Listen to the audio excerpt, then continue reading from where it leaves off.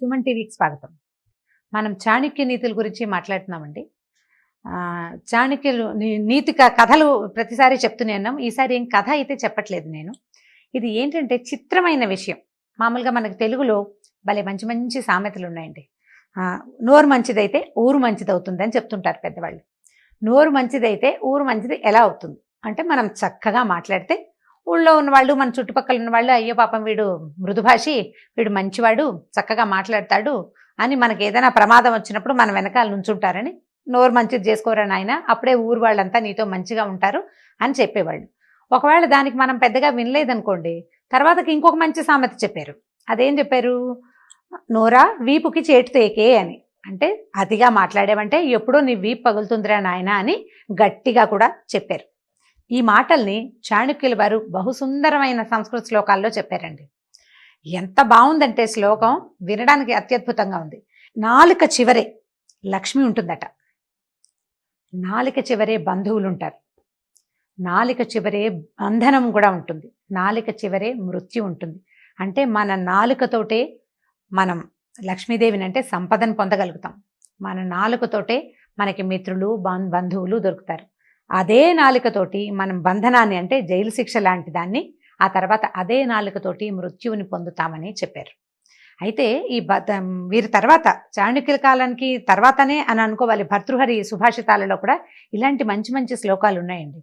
సుభాషితాల్లో భర్తృహరి చెప్తాడు, మనిషికి ఏ వస్తువు అలంకారాన్ని ఇవ్వదు. అంటే మనం నువ్వు చేతులకు వేసుకో, మెళ్ళలోకి వేసుకో, చెవులకు పెట్టుకో, చక్కటి బట్టలు కట్టుకో, ఏం చేసినా ఒక వ్యక్తి పూర్తిగా అలంకార భరితుడు కాడు.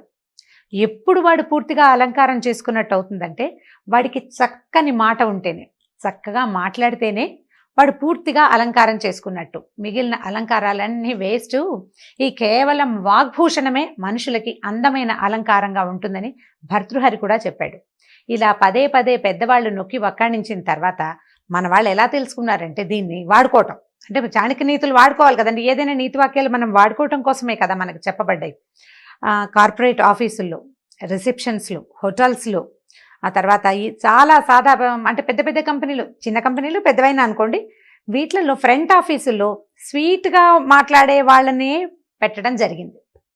కొంతకాలంగా మనం ఒక చిన్న స్కూల్కి వెళ్ళినా కూడా బయట ఒక అమ్మాయి కూర్చుని ఉంటుంది, ఒక చిన్న డెస్క్ వేసుకుని, ఏం కావాలండి, ఎవరు కావాలండి, ఏం చేస్తారండి, మీ పిల్లల్ని స్కూల్లో చేరుస్తారండి అని మృదువుగా మాట్లాడుతుంది. సరే, ప్రశ్నకి సమాధానం చెప్తుంది అనుకోండి. ఒకవేళ వచ్చిన వాడు ఇంత ఫీజు తీసుకున్నారు, మా పిల్లాడికి మార్కులు రాలేదు అని పోట్లాడినా కూడా అదే నవ్వు మొహంతో ఏం కావాలండి అని అడిగినట్టుగానే, అలాగండి, అయ్యో పాపం అండి, ప్రిన్సిపాల్స్తో మాట్లాడిస్తానండి అని ముద్దుగానే చెప్తుంది, స్వీట్గా. ఈ స్వీట్గా మాట్లాడితే అవతల వాళ్ళని ఐస్ చేయొచ్చు అనే సంగతిని మనకి చాణక్యుల వారే తెలియజేశారు. మామూలుగా వ్యాపార సూత్రాలన్నీ చాణక్యుడి దగ్గరే నేర్చుకున్నాం మనం. భారతదేశం అంతా కూడా ఎక్కడి నుంచి మొదలుపెట్టినా చివరికి చాణక్యుడి దగ్గర తేల్తాం. అంటే ఆఫీస్లో ఎలా ఉండాలి, బిజినెస్లో ఎలా ఉండాలి, ఎవరితోటి ఎలా మాట్లాడాలి, వీటన్నిటికీ మూల సూత్రము చాణక్యుడి దగ్గరే ఉంది. కార్పొరేట్ చాణక్య అనే ఒక బుక్లోనండి ఫ్రంట్ ఆఫీస్లో ఎవరిని పెట్టాలి, ఎలాంటి మృదుభాషిత్వం ఉన్న వాళ్ళని పెట్టాలి అనే దాని మీద ఒక ఫుల్ కాలం రాయబడి ఉంది. సో స్వీట్గా మాట్లాడితే మనకి జరగని పని అంటూ లేదు. ఈ చాణక్యులు తర్వాత ఇంకొక శ్లోకంలో చెప్పారు, నాలుకట పదునైన సంభాషణ ఇష్టంగా ఉంటుందట.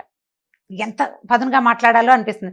మనమైనా చూడండి, ఏదైనా చిన్న కోపం వస్తే నేను ముందు చెప్పాను అని చెప్పేయాలనిపిస్తుంది, అనాలనిపిస్తుంది మనకి.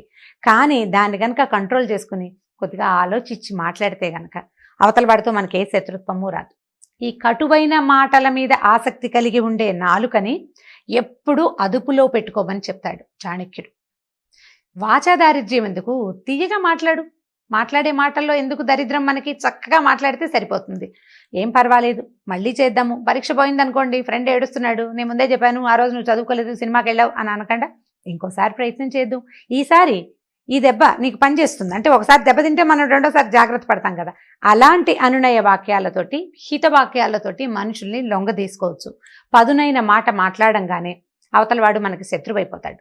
పైకి ప్రకటించకపోయినా నీ పదునుని వాడు జ్ఞాపకం పెట్టుకుంటాడు. కాబట్టి నాలుకని అదుపులో పెట్టుకోవాలి. నాలుకని ఎక్కడెక్కడ అదుపులో పెట్టుకోవాలంటేట, తండ్రి దగ్గర, తల్లి దగ్గర, మగవాళ్ళైతే భార్య దగ్గర, ఆడవాళ్ళైతే భర్త దగ్గర. ఈ 4 కాకుండా విద్యాలయాల్లో, తర్వాత ఆసుపత్రుల్లో, కార్యాలయాల్లో, అక్కడి నుంచి మనం ఏదైనా సమాచారం తెలుసుకోవాల్సిన శాఖల యందు కూడా మృదు భాషిత్వము బాగా పనిచేస్తుందని, ఒకవేళ నీకు లోపల కోపం ఉన్నప్పటికీ దాన్ని ప్రకటించకుండా మాట్లాడే ప్రయత్నం చేయమని చాణక్యులు చెప్పారు. సో దీన్ని గనక పాటిస్తే మనం ఎప్పుడూ ఎవరికి శత్రువులు అవ్వం. మనకి కూడా ఎప్పుడూ ఎవడు శత్రువుగా ఉండడు. ఒకవేళ ఏదైనా సందర్భానుసారం వాళ్ళకి మనకి తేడా వచ్చినప్పటికీ వీడు మృదుభాషి, వీడు చక్కగా మాట్లాడతాడు కాబట్టి వీడు అనుండడు, వీడి వల్ల అయ్యి ఉండదని అవతల వాళ్ళు మనల్ని నమ్మడానికి అవకాశం ఉంటుంది. మన పదునుని చూపించామా, ఈ పదును గుచ్చుకుంటుంది కదా, అది బాగా జ్ఞాపకం ఉంటుంది. కాబట్టి తీయనైన మాటలతోటే ప్రజలు ఒకరితో ఒకరు సంభాషించాలి, అన్ని సందర్భాల్లోనూ తీయని మాటనే వాడుకోవాలి అని చాణక్యులు చెప్పారు. ఈ వీడియో కనుక మీకు నచ్చినట్లయితే లైక్ చేయండి, షేర్ చేయండి. మరిన్ని వీడియోస్ కోసం సుమన్ టీవీకి సబ్స్క్రైబ్ చేసుకోండి. Welcome to our channel. నేను రమారావి. ఓ ఇద్దరు ఫ్రెండ్స్ కలిసి కూర్చుని మాట్లాడుకుంటుంటే జనరల్గా ఏం టాపిక్స్ మాట్లాడతాం మనం? ఆఫీస్లో ఎలా ఉంది, లేదా ఈ చీర ఎక్కడ కొన్నావు, మీ ఆయన ఎలా ఉన్నారు, మీ పిల్లలు ఎలా ఉన్నారు, మా పిల్లల ఇబ్బందులు, పిల్లలతో ఉన్న ఇబ్బందులు, భర్తలతో ఉన్న ఇబ్బందులు, తర్వాత బట్టలు కొనుక్కోటాలు, లేదా కొత్తగా వెళ్లాల్సిన ప్లేసులు, చూడదలుచుకున్న ప్రదేశాలు, ప్రయాణానికి వెళ్తుంటే చుట్టాలు అడ్డం వచ్చారు, ఇలాంటివి మాట్లాడుకున్న తర్వాత ఇవన్నీ మన సొంత విషయాలు కదా. వీటి తర్వాత ఆఫీస్లో కొలీగ్స్ గురించో, పక్కింటి వాళ్ళ గురించో, లేదా మన కజిన్స్ గురించో ఏదైనా ఒక ఇంట్రెస్టింగ్ టాపిక్ విషయం ఉంటే దాని గురించి మనం మాట్లాడుతుంటాం. తను ఇలా చేసింది, తను భలే కొనేసుకుంటోంది, లేదా తను ఎవరితోటో ఎక్కడో వెళ్తోంది అని ఇలాంటి మాటలు మాట్లాడతాం. అయితే ఈ మాటలు మనం ఇద్దరం మాట్లాడుకున్నప్పుడు చాలా బాగుంటుంది. ఇప్పుడు మన ఇద్దరం మాట్లాడుకున్నాక ఈ ఇద్దరు కలిసి ఇద్దరు వేరు వ్యక్తులకు చెప్పారనుకోండి, అదేదో సినిమాలో చిరంజీవి గారు చెప్పినట్టుగా ఒక చోట నుంచి ఇంకో చోటకి ఓ వ్యక్తి ముగ్గురు వ్యక్తులకు చెప్పాలి, ఆ ముగ్గురు మరో ముగ్గురికి చొప్పున ఇలా వరుసగా వెళ్ళి ఈ చైన్ ఎక్కడ ఎండ్ అవుతుంది? మొదట ఆ అమ్మాయి బైక్ వేసుకుని తిరుగుతుంది దగ్గర స్టార్ట్ అయ్యి, చివరి ఆ అమ్మాయి చాలా చెడ్డ పని చేసింది దగ్గర ఎండ్ అవుతుంది. మనం మొదలుపెట్టింది ఎక్కడ? అమ్మాయి బైక్ మీద తిరిగేస్తుంది ఇష్టారాజ్యంగా. ఇక్కడి నుంచి మొదలుపెట్టి చివరికి దాని ఇష్టారాజ్యపు జీవితం ఏదో వేరే చెడ్డ పనిగా పరిణమిస్తుంది. నోటి నుంచి నోటికి మారేసరికల్లా సెంటెన్సెస్ మారిపోతాయి. కొన్ని స్వకపోల కల్పితాలు ఉంటాయి, అంటే మన నోట్లో పుట్టినవి కూడా జరుగుతుంటాయి. ఆ నోరు ఫ్రెండ్దే అవ్వక్కర్లా, అప్పుడప్పుడు మనది కూడా అవుతుంది. ఊరికే సాచివేతగా మాట్లాడతాం. ఎవరి గురించో అయ్యేసరికల్లా మనకి నోరు సులువుగా వెళ్ళిపోతుంది. అది మన మ్యాటర్ అయితే కొంచెం జాగ్రత్తగా చెప్తాం, కానీ ఎవరి గురించి అయినా చెప్పేటప్పుడు మనకి జాగ్రత్త ఎందుకు ఉంటుంది? జాగ్రత్త ఉండదు. అయితే ఇలా మాట్లాడే సందర్భాల్లో స్నేహాలు పోతాయి, కుటుంబాలు పాడవుతాయి, ఆఫీస్లో ఒక బ్యాడ్ అట్మాస్ఫియర్ ఏర్పడుతుంది, కుటుంబాల్లో కూడా బ్యాడ్ అట్మాస్ఫియరే ఉంటుంది. సో దీన్ని కంట్రోల్ చేయాలి. ఎలా కంట్రోల్ చేయాలి అంటే, మొదట నోటికి, ఆ తర్వాత చెవులకి, రెండిటికి తాళం వేయాలి. నాలుగుకి పదును తగ్గించుకోవాలి, చెవికి మంచి షటర్ డోర్ లాంటిది పెట్టుకోవాలి. దీని మీద ఒక ఇంట్రెస్టింగ్ కథ ఉందండి. శ్రీపాద సుబ్రహ్మణ్య శాస్త్రి గారని ఒక పాతకాలంలో ఒక మంచి రైటర్ ఉండేవారు. 1960s దాకా రాసినట్టున్నారు. అయితే ఈ సుబ్రహ్మణ్య శాస్త్రి గారు ఒక రాజుగారు, ఒక జమీందార్ గారి గురించి ఒక కథ రాశారు. అంటే నా ఫేవరెట్ స్టోరీ రైటర్. కథ పెద్దదే, చిన్నగా సింపుల్గా చెప్తాను చూడండి. ఒక జమీందార్ దగ్గర ఒక 5-6 గుమాస్తాలు ఉండేవారు. గుమాస్తాలు ఉంటే ఈ పెద్ద గుమాస్తా మీద చిన్న గుమాస్తాలందరూ వెళ్ళి రాణిగారికి ఏదో చెప్పేవారు. ఆయన ఎలా చేస్తున్నాడంటే అలా చేస్తున్నాడంటే ఒక నెల తర్వాత పెద్ద గుమాస్తాన్ని తీసేసేవారు. రెండో వాడు పెద్దవాడు అయ్యేవాడు అనమాట. తర్వాత కొన్నాళ్ళు అయిన తర్వాత ఈ రెండో వాడి మీద మిగిలిన వాళ్ళు వెళ్ళి చెప్తారు. అప్పుడు రెండో వాడిని తీసేసి మూడో వాడు గుమాస్తా అవుతాడు. ఈ 6-7 గుమాస్తాల్లో చిట్ట చివరి వాడు బహుగట్టివాడు, పొట్టివాడే కానీ వాడిని మేనేజర్ని చేశారట. ఇక వాడి మీద మిగిలిన వాళ్ళంతా ఎన్ని రకాలో రాజుగారికి, రాణిగారికి, అంటే జమీందార్ గారికి, వారి భార్య గారికి బోలెడని చెప్పారు. ఆయనకి ఏం చేయాలో తెలియలా. ఈ ఉన్న గుమాస్తాలందరినీ తీసేస్తుంటే ప్రతిసారి ఏ కొత్త వాడిని పెడతాం? వీడు చూస్తే ఉద్దండ పిండలాగా ఉన్నాడు, కొన్ని పనులు బాగా చేస్తున్నాడు, కానీ మిగిలిన గుమాస్తాలకి కొంచెం ఇబ్బంది కలగజేస్తున్నాడు. ఏం చేయాలని ఆలోచించి ఓ రోజు సాయంకాలం అతని దగ్గరికి వచ్చారట. వస్తే ఆయన సాయంకాలం 6 అయ్యేసరికి తాళాలు వేసుకుని వెళ్ళిపోయేవాడు. ఆఫీస్ని చాలా గట్టిగా మేనేజ్ చేశాడు.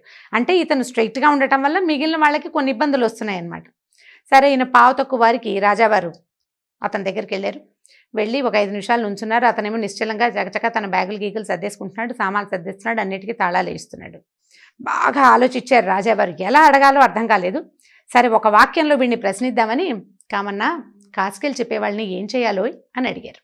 అంటే ఏంటంటే చెవులు నింపేవాళ్ళని, చెడ్డ మాటలు, ఇక్కడ ఇతని మీద వేరే మాటలు పుట్టించేవాడిని ఏం చేయాలి? కాసికలు అంటే ఇలా చెడ్డ మాటలు. ఇది పాత భాష కదా, 60కి ముందు రాయబడిన భాష.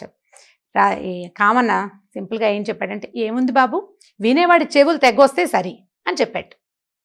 ఇప్పుడు ఏం చేయాలి రాజావారు? నోరు మూసుకుని వెళ్ళిపోయారు. కథ చాలా బ్రైట్గా చాలా బాగుంటుందండి, ఎవరికైనా దొరికితే చదవండి. అయితే ఇప్పుడు ఏం చెప్తున్నారంటే, చెడ్డ మాట చెప్పేవాడికంటే, చెప్పే వాళ్ళకంటే వినేవాళ్ళు వేస్ట్ ఫెలోస్. వినేవాడు సరైన వాడు కాదు, వినకూడదు, వినిపించుకోకూడదు. కాబట్టి గాసిప్స్ని వినకండి, వాటిని పెంపొందించకండి. ఒకవేళ మీరు విన్నారనుకోండి, చెవి తన పని తను చేస్తుందండి. మన శరీర అవయవాలన్నీ వాటి పని అవి చేస్తాయి కదా, అలాగే ఈ చెవి ఏం చేస్తుంది, తను విన్న విషయాన్ని ఒక మాదిరిగా ఫిల్టర్ చేసి బ్రెయిన్లో నిక్షిప్తం చేసి పెడుతుంది. సందర్భం వచ్చి ఆ వర్డ్ వచ్చినప్పుడు నువ్వు విన్నావు కదా, దీన్ని బయటికి తోసేయమని నాలికని ప్రేరేపిస్తుంది. నాలిక వదిలేస్తుంది బయటికి. అప్పుడు నాలిక దాని సొంత పని దానికి వచ్చు కదా, ఆ వచ్చిన ప్రకారం ఒక 2 ఎక్స్ట్రా సెంటెన్సెస్ని యాడ్ చేస్తుంది. ఇప్పుడు ఇంకోటి చెవి కనుక ఈ సెంటెన్సెస్ని విందనుకోండి, అప్పుడు కూడా వాడి చెవి మాత్రం ఊరుకుంటుందా? మన చెవి పని చేస్తే ఆ పక్క వాళ్ళ చెవి ఎందుకు ఊరుకుంటుంది? దాని పని అది చేస్తుంది. మళ్ళీ వాళ్ళ నాలుక కూడా దాని పని అది చేస్తుంది. కాబట్టి ఈ చెవులు నింపే ప్రోగ్రాంలోకి వెళ్ళకండి. ఎప్పుడైతే చెవిని కట్టేసుకుంటామో అప్పుడు మనకి నాలుక కూడా కట్టుబడి ఉంటుంది, కంట్రోల్లో ఉంటుంది. హుందా అయిన ప్రవర్తన మీ సొంతం అవుతుంది. ఎక్కువ మాట్లాడద్దు, ఎక్కువ వినద్దు. ఒకవేళ విన్నా దాన్ని బాగా ఫిల్టర్ చేయటాన్ని ప్రాక్టీస్ చేయండి. ఇంత జరిగి ఉండదు, వీళ్ళు ఇది చెప్తున్నారు కానీ ఇలాంటిది ఏదో 1-2 ముక్కలు జరుగుంటాయి అని కనుక మీరు బ్రెయిన్కి ఫీడ్ చేశారంటే, అంటే మీరు నమ్మకండా ఉంటే అన్నమాట. అప్పుడు మీ చెవులు ప్రేరేపించవు బ్రెయిన్ని, నువ్వు విన్నావు ఇది చెప్పు అని చెప్పవు. అప్పుడు నాలుక కూడా మామూలుగా పనిచేస్తుంది, దాని గురించి ఏం పెద్ద పట్టించుకోదు. కాబట్టి చెవులని ఎలా ప్రేరేపించాలి, అవి అక్కడి నుంచి బ్రెయిన్లోకి ఎలా వెళ్ళాలి, అక్కడి నుంచి నాలుక మీదకి ఎలా రావాలి అనేది కనుక వన్స్ ప్రాక్టీస్ చేస్తే మన తాలూకు జనరల్ హ్యూమన్ డీలింగ్స్ చాలా ఎక్సలెంట్గా ఉంటాయండి, చాలా అద్భుతంగా ఉంటుంది. ఒకసారి ప్రాక్టీస్ చేసి చూడండి. దీని మీద వినద్దు, విన్నదాన్ని ఫిల్టర్ చేయండి. ఫిల్టర్ చేసిన తర్వాత దాన్ని పూర్తిగా నమ్మాలా వద్దా అని డిసైడ్ చేసుకోండి. ఆ తర్వాతే మాట్లాడండి. ఇది మన లైఫ్కి ఎంత మటుకు ఉపయోగపడుతుంది అనేది మీలో మీరే కనుక ఎవరికి వాళ్ళు, స్త్రీ పురుషులు అందరూ, ఆడవాళ్ళు మగవాళ్ళు కూడా ఆలోచించుకుంటే మీ తరహా కొంత మారుతుంది, మన పర్సనాలిటీ మారిపోతుంది. దానివల్ల మన పిల్లలు, మన చుట్టుపక్కల ఉండే ప్రపంచం కూడా మారటానికి అవకాశం ఉంది. సో ఒక హెల్దీ వాతావరణాన్ని సృష్టించుకోవాలంటే మొదట చెవులు, ఆ తర్వాత నాలుకని బంధించడాన్ని ప్రాక్టీస్ చేయండి. ఈ వీడియో కనుక మీకు నచ్చినట్లయితే లైక్ చేయండి, షేర్ చేయండి. మరిన్ని వీడియోస్ కోసం సుమన్ టీవీ లైవ్కి సబ్స్క్రైబ్ చేసుకోండి. Welcome to our channel. నేను రమారావి. జీవితంలో మనం అనుకున్నది సాధించలేకపోతున్నాం, ఏదో ఒక గోల్ పెట్టుకున్నాం, దాన్ని రీచ్ అవ్వలేకపోతున్నాం, అనుకున్నది ఏది కుదరటం లేదు. దాని పర్యవసానం ఏమవుతుంది, మనం నిరాశ నిస్పృహలకి లోనవుతూ ఉంటాం, దిగులు పడతాం, స్నేహ సంబంధాలు చెడగొట్టుకుంటాం, ఫ్యామిలీతో సంబంధ బాంధవ్యాలు తగ్గిపోతాయి, వాళ్ళు ఎవరో హెల్ప్ చేయట్లేదు, సపోర్ట్ చేయట్లేదు అలా అనిపిస్తుంది. ప్రతి వాళ్ళు మన మీదే కక్ష కట్టారనే భావన కూడా కలుగుతూ ఉంటుంది. ఇంకొకసారి అయితే ఒక్కొక్కసారి మనకి ప్రపంచమే మనకి ఎదురు తిరిగిందని కూడా అనిపిస్తుంది. దీనికి కారణం ఏమిటి, ఎందుకు మనం సక్సెస్ అవ్వలేకపోతాం? సక్సెస్ కాలేకపోవడానికి చాలా కారణాలు ఉంటాయండి. మనం జీవితంలో సక్సెస్ కాలేకపోవడానికి చాలా కారణాలు ఉంటాయి. ప్రొఫెషనల్గా సక్సెస్ కాలేకపోవటం, లేదా ఏదో వ్యాపారంలో బిజినెస్ అభివృద్ధి కాలేదు, వాటన్నిటికీ కూడా ఇలాంటివి ఏ వ్యవహారమైనా మన ఒకళ్ళతోటి కాదు. లైఫ్లో సక్సెస్ అవ్వాలంటే మన చుట్టూతా ఉన్న వాళ్ళంతా మనని సపోర్ట్ చేయాలి. బిజినెస్లో సపోర్ట్ చేయాలంటే మనం తీసుకున్న బిజినెస్ ఐడియా, దానికి ఉన్న సర్కమ్స్టెన్సెస్, దానికి మనకు దొరికినటువంటి వనరులు అవన్నీ సపోర్ట్ చేయాలి, ప్లస్ మార్కెట్ కూడా. ప్రొఫెషనల్గా సక్సెస్ అవ్వాలంటే ముందు మన దగ్గర కొంత కంటెంట్ ఉండాలి, అంటే మనలో కూడా ఒక విషయం ఉండాలి, చుట్టుపక్కల వాళ్ళు కూడా ఎంతో కొంత హెల్ప్ చేయాలి. ఇప్పుడు మనం గనక సజావుగా ఉంటే, అంటే సరైన ప్లానింగ్, సరైన ఫోకస్, మనం ఏది చేయగలమో ఆ ఎబిలిటీని సరిగ్గా బయటికి చూపించగలిగే విషయం కనుక మన దగ్గర ఉంటే మిగిలినవి ఎంతో కొంత హెల్ప్ చేస్తాయి. అలా కాకుండా మనం ఒక బిజినెస్ను లేదా ఒక ప్రొఫెషన్ను సెలెక్ట్ చేసుకుని అది మన శక్తికి మించిన వ్యవహారం అయినప్పుడు, లేదా అదొక విషయము మన దగ్గర ఇంకో విషయం ఉన్నప్పుడు మనం సక్సెస్ కాలేకపోతాం. చాలా ప్రయత్నం చేస్తాం, ఎంత ట్రై చేసినా దాన్ని మీట్ అవ్వటం కష్టం అవుతుంది. మొదట మన ఐడియాస్ని ఒక్కసారి పునరాలోచన చేసుకోవాలి. మనం సక్సెస్ కాలేకపోవటానికి ప్రపంచంతో పాటు మనం ఎంతవరకు కారణం, ఇందులో మన భాగస్వామ్యం ఉందా లేదా అనేది కనుక మొట్టమొదట మనం ప్రశ్నించుకుంటే మనం నిరాశకి లోనవ్వం, ఐడియా మార్చుకుంటాం. దీనికి చాలామంది చాలా రకాల ఐడియాస్ ఇస్తారండి.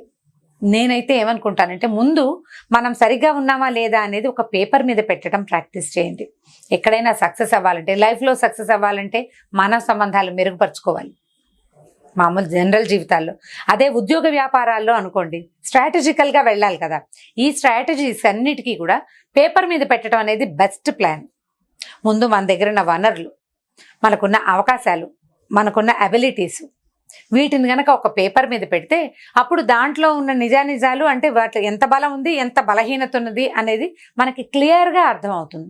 నువ్వు ఎప్పుడైతే పేపర్ మీద పెట్టలేకపోయావో సక్సెస్ఫుల్గా, అప్పుడు నీ ఆలోచనలో తప్పు ఉందనే సంగతి నీకు అర్థమవుతుంది. అప్పుడు ఐడియా మార్చుకోవచ్చు.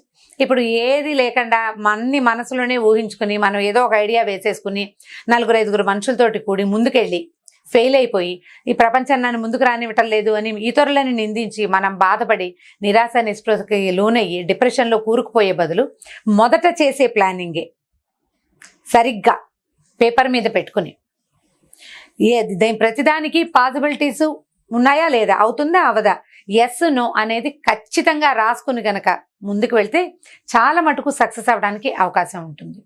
ఇలాంటి పనులు ఏవి చేసినా అంటే కొత్త ప్రయత్నాలు చేసేటప్పుడు చాలా ప్లాన్డ్గా పకడ్బందీగా వెళ్ళాలి. ఎవరో చేశారని అది మనం చేద్దామని అనుకోకూడదు. అది మనం చేయగలమా లేదా అనేది ఆలోచించుకొని చూడాలి. ఇప్పుడు చూడండి, sports long jump, pole vault అవి చేసేవాళ్ళు ఉంటారు. మనం అందరం చేసేయగలమా? అది లేదు. దానికి ప్రత్యేకమైన ఎబిలిటీ కావాలి, శిక్షణ కావాలి. బిజినెస్లు కూడా అంతే. పెద్ద బిజినెస్ వాళ్ళు ఎవరో చేశారని మనం ఎలా చేస్తాం? మనకి అందుబాటులో ఉన్నది, మనకు అవకాశం ఉన్నది, మనకు అవగాహన ఉన్నది చూసుకోవాలి. ఇతరులను చూసి నాకు అర్థమైపోయింది అనే ఆలోచనతోటి దిగద్దు. దిగినప్పుడు మనం ఇబ్బంది పడతాం. ఒకవేళ ఒకసారి ఇబ్బంది పడ్డాం అనుకుందాం, 1-2 టైమ్స్ ఫెయిల్ అయ్యాం, ఏం పర్వాలేదు. జీవితం చాలా పెద్దది, ప్రపంచం మరీ పెద్దది. కొత్త అవకాశాన్ని మళ్ళీ వెతకటానికి ప్లాన్డ్గా బయలుదేరండి. నిరాశ నిస్పృహలకి లోనవ్వద్దు, వాటిని పక్కకు తీసేయండి. మిమ్మల్ని వెనక్కి లాగే ప్రధానమైన కారణాలు, ఒకటి నిరాశ, రెండోది నిస్పృహ. నాకెవరు హెల్ప్ చేయట్లేదు, నా వల్ల ఏది కావటం లేదు, ఈ రెండు అనుకోవద్దు. నాకెవరు హెల్ప్ ఒక్కర్లేదు, నేనేం చేయగలుగుతానో అదే చేస్తాను అనే ఒక మంచి ఆలోచనతోటి, సరైన పక్కా ప్లానింగ్ తోటి జీవితాన్ని ముందుకు తీసుకెళ్ళండి. అప్పుడు ఆటోమేటిక్గా సక్సెస్ మీ సొంతం అవుతుంది. పెద్ద సక్సెస్ రాకపోయినా పర్వాలేదు, చిన్న చిన్న సక్సెస్ల నుంచి మెల్లిగా ముందుకెళ్ళండి. చిన్న విషయాల్లో సక్సెస్ అవ్వండి. ఒక 10 చిన్న విషయాలు కలిస్తే ఆటోమేటిక్గా నా 10 చినుకులు కలిసి పెద్దవానైనట్టుగా జీవితం పెద్దదవుతుంది. దాని పట్ల ఆశావాహ దృక్పథంతో ఉంటే కనుక సులువుగా మీరు జీవితాన్ని జయించగలుగుతారు. ఈ వీడియో కనుక మీకు నచ్చినట్లయితే లైక్ చేయండి, షేర్ చేయండి. మరిన్ని వీడియోస్ కోసం మా ఛానల్కి సబ్స్క్రైబ్ చేసుకోండి. Welcome to our channel. నేను రమారావి. జీవితం చాలా ఛాలెంజెస్తో కూడుకున్నదండి కదా. మనం పుట్టినప్పుడు ఏదో మనకి ఏమీ తెలియదు, ఏదో పెరుగుతూ ఉంటాం. అమ్మలు పెంచేస్తారు, నాన్నలు చూసేస్తారు. కొంచెం వయసు పెరిగాక అంటే ఒక 5-6 ఏళ్ళు వచ్చాక, పాత రోజుల్లో అయితే 5 ఏళ్ళు వచ్చాక స్కూళ్ళు, ఇప్పుడు 2 ఏళ్లకు లేకపోతే ఉద్యోగస్తులైన పేరెంట్స్ తాలూకు పిల్లలైతే 5-6 నెలలకే వాళ్ళ లైఫ్లో ఛాలెంజెస్ మొదలైపోతాయి. అంటే ఇక్కడ అడ్జస్ట్ అవ్వగలమా లేదా అనేది ఒక ఛాలెంజ్, సాయంకాలం వరకు ఏడుస్తూ ఉండగలమా లేదా అనేది పిల్లల ఛాలెంజ్. కొంచెం పెద్దయ్యాక స్కూళ్ళు, ఆ తర్వాత ఏమో కాలేజీలు, తర్వాత ఉద్యోగాలు, జీవితం మొత్తం ఎప్పుడు ఏదో ఒక పరుగు పందెము, ఏదో ఒక పోటీతోటే నడుస్తూ ఉంటుంది. అయితే ఈ ఫుల్ ఆఫ్ ఛాలెంజెస్తో నిండి ఉండేటువంటి జీవితం అప్పుడప్పుడు ఒక స్టాగ్నేషన్ వస్తుంటుంది. అంటే ఈ ఛాలెంజ్ రోజువారీ ఛాలెంజ్ అయిపోతుంది కదా. టైంకి మనం ఆఫీస్కి చేరగలమా, టైంకి కాలేజ్కి చేరగలమా లేదా సాయంకాలం టైం ఇంటికి చేరగలమా, పిల్లలు వచ్చే లోపల సరిగా వచ్చేయగలమా, ఇవన్నీ మన రెగ్యులర్ ఛాలెంజెస్ కదా.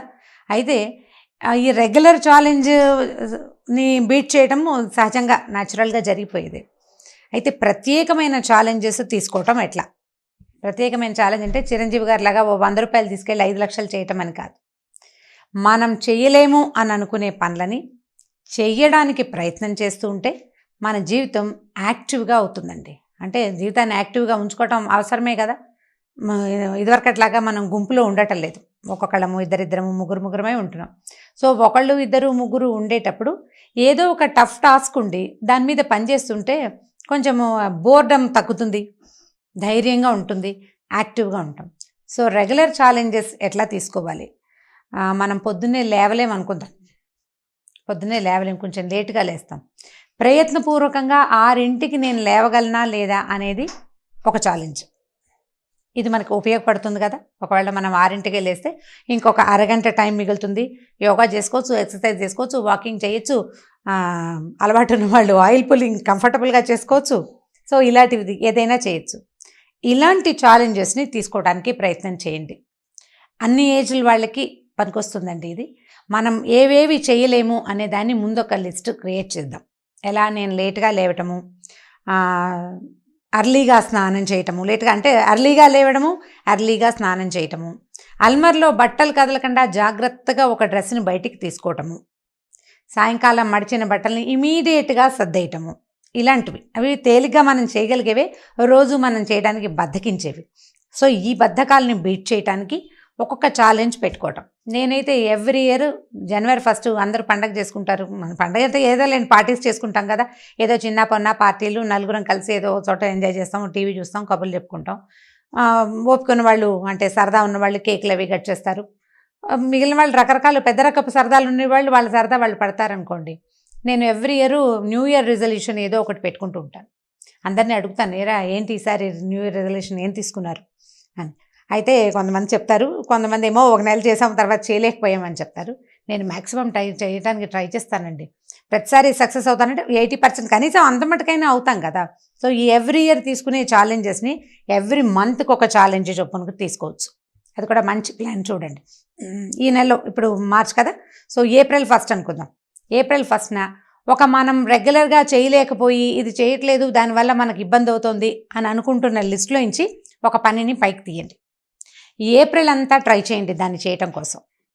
ఏప్రిల్ అయిపోయాక మే 1 వస్తుంది, అప్పుడు ఇంకొక కొత్త తీయండి. ఇప్పుడు ఇది తీసిన దాన్ని వదిలేయాలా అంటే వదిలేయకూడదండి. మామూలుగా ఏ పనినైనా మనం 21 సార్లు చేస్తే అది మనకి హ్యాబిట్ అయిపోతుందట. మన బ్రెయిన్ దానికి అలవాటు పడుతుంది.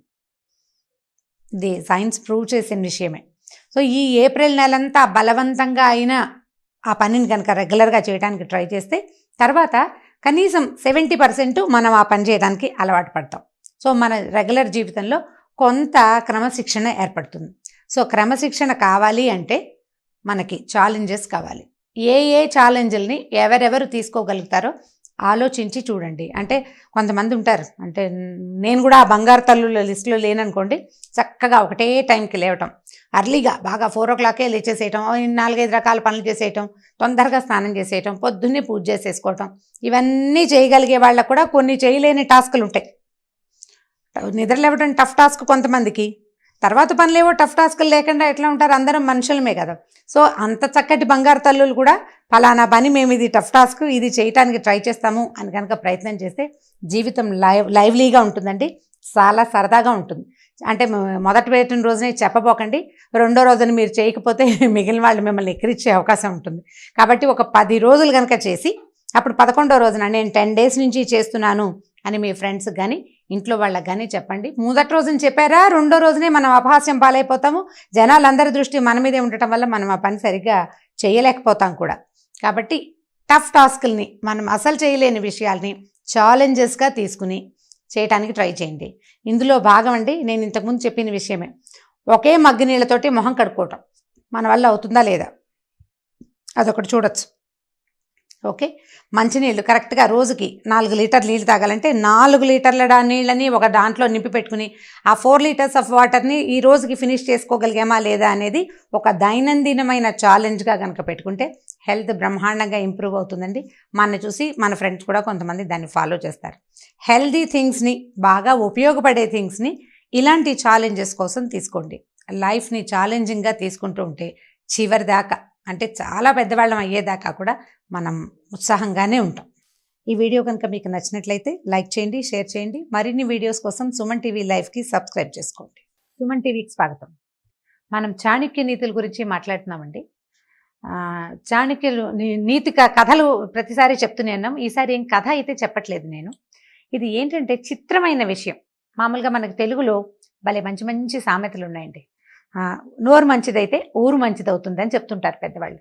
నోరు మంచిదైతే ఊరు మంచిది ఎలా అవుతుంది అంటే, మనం చక్కగా మాట్లాడితే ఊళ్ళో ఉన్నవాళ్ళు, మన చుట్టుపక్కల ఉన్నవాళ్ళు, అయ్యో పాపం వీడు మృదుభాషి, వీడు మంచివాడు, చక్కగా మాట్లాడతాడు అని మనకి ఏదైనా ప్రమాదం వచ్చినప్పుడు మన వెనకాల నుంచుంటారని, నోరు మంచిది చేసుకోరా నాయన, అప్పుడే ఊరు వాళ్ళంతా నీతో మంచిగా ఉంటారు అని చెప్పేవాళ్ళు.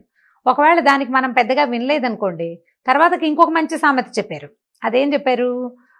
నోరా వీపుకి చేటు తేకే అని. అంటే అతిగా మాట్లాడేవంటే ఎప్పుడో నీ వీపు పగులుతుందిరా నాయన అని గట్టిగా కూడా చెప్పారు.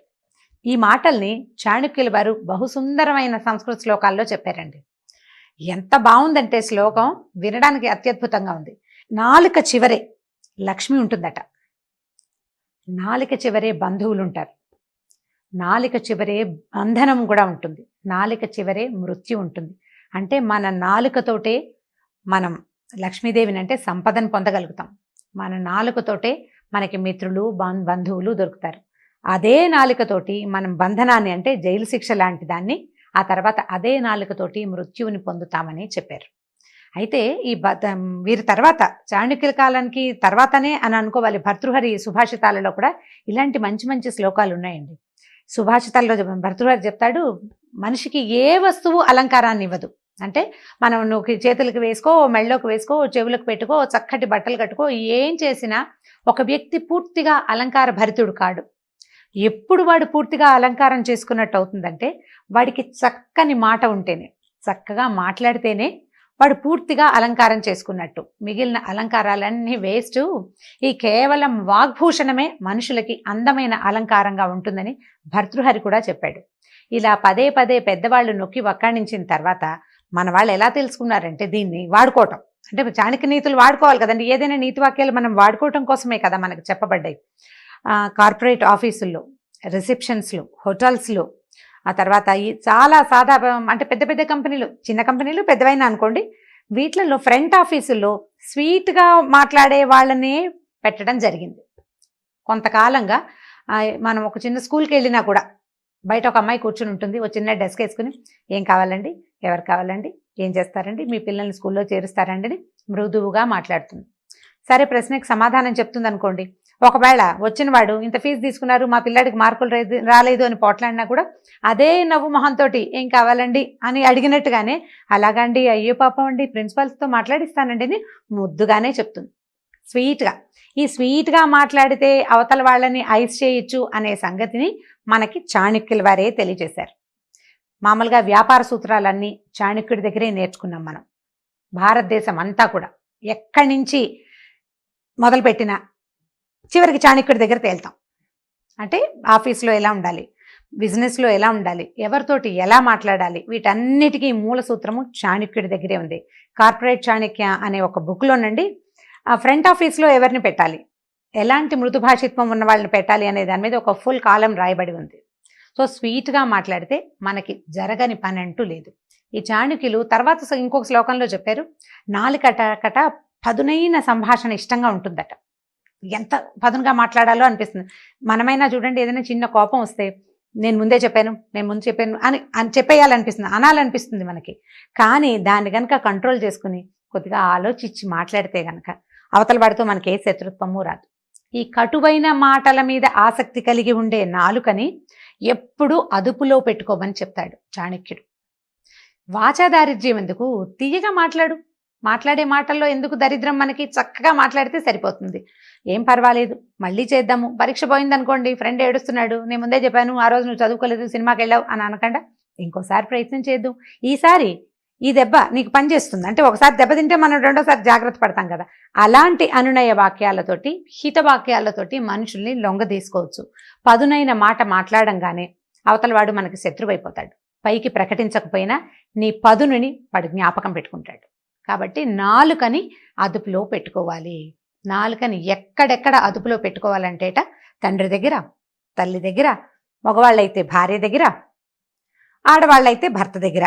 ఈ 4 కాకుండా విద్యాలయాల్లో, తర్వాత ఆసుపత్రుల్లో, కార్యాలయాల్లో, అక్కడి నుంచి మనం ఏదైనా సమాచారం తెలుసుకోవాల్సిన శాఖల యందు కూడా మృదు భాషిత్వము బాగా పనిచేస్తుందని, ఒకవేళ నీకు లోపల కోపం ఉన్నప్పటికీ దాన్ని ప్రకటించకుండా మాట్లాడే ప్రయత్నం చేయమని చాణక్యులు చెప్పారు. సో దీన్ని గనక పాటిస్తే మనం ఎప్పుడూ ఎవరికి శత్రువులు అవ్వం.